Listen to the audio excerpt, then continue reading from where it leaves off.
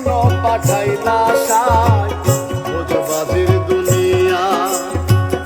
ইশারাতে সব হারাইয়া নিবানা তার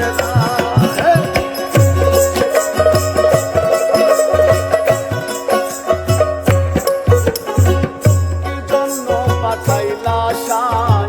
ভোজবাজির দুনিয়া ইশারাতে সব হারাইয়া নিবানা তার দায় ওরে